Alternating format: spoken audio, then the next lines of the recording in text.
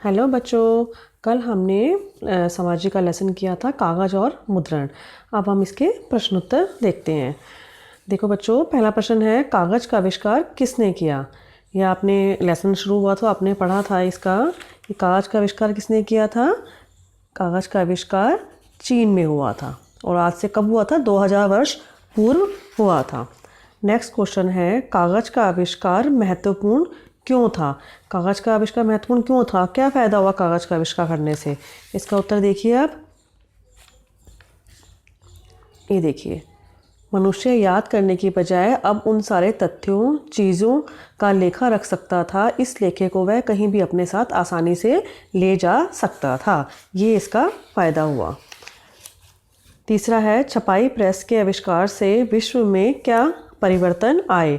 जब हमारी छपाई शुरू हो गई उससे संसार में क्या क्या चेंजेस आए, क्या परिवर्तन आए। देखिए बच्चों,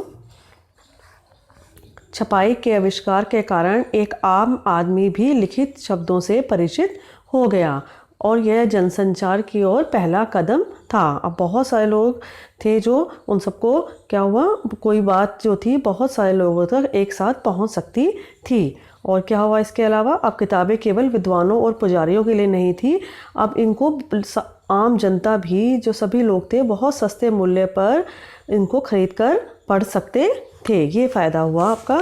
इसके अलावा क्या हुआ था,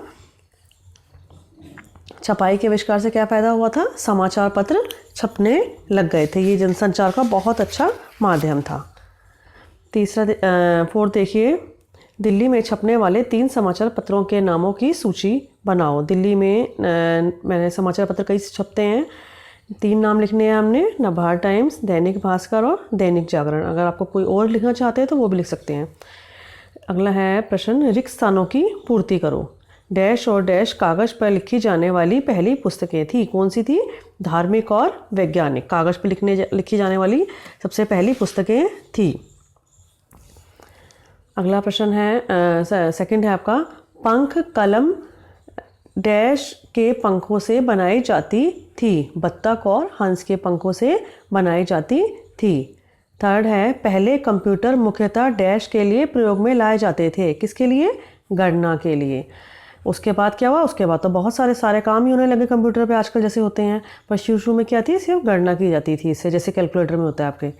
फोर्थ है, कार्यालयों में अब डैश के स्थान पर का स्थान डैश ने ले लिया है। कार्यालय मतलब ऑफिस में पहले काम किस में होता था, टाइपराइटर से काम करते थे, पर अब क्या हो गया, उसके स्थान पर कंप्यूटर आ गए हैं। कंप्यूटर के प्रोग्राम सृजन के लिए डैश कंपनियां दुनिया भर में प्रसिद्ध हैं। जो कंप्यूटर प्रोग्रामिंग होती है, प्रोग्राम सृजन मतलब कंप्यूटर प्रोग्रामिंग के लिए कौन सी कंपनियां दुनिया भर में प्रसिद्ध हैं। अमेरिका और यूरोप की कंपनियां दुनिया भर में प्रसिद्ध हैं। अगला है आपका मिलान कीजिए। ये आपको इनको मिलान करना है आपको। पहला है कागज़ का आविष्कार किसने किया, ये कहाँ पर हुआ था, चीन में। दूसरा, छपाई की प्रेस का आविष्कार किसने किया था, योहान गुटेनबर्ग ने। थर्ड है, महात्मा गांधी द्वारा संपादित समाचार पत्र क्या था, कौन सा था, हरिजन।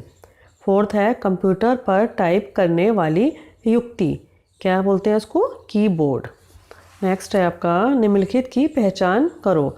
लकड़ी के टुकड़े पर संदेश उकेर कर स्याही लगाकर छापना, उसे क्या बोलते हैं, ब्लॉक प्रिंटिंग। सेकंड है, गुटेनबर्ग द्वारा संसार में सबसे पहले छापी गई पुस्तक, कौन सी पढ़ी थी हमने, बाइबल। ईसाइयों की जो थी ना, ईसाई धर्म से संबंधित धार्मिक पुस्तक बाइबल सबसे पहले छपी थी।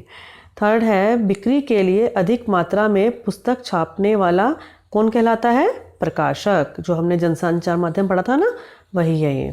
फोर्थ है, संसार में एक दूसरे तक अपने विचार पहुंचाने के लिए कंप्यूटर पर उपयोगी माध्यम क्या होता है, इंटरनेट।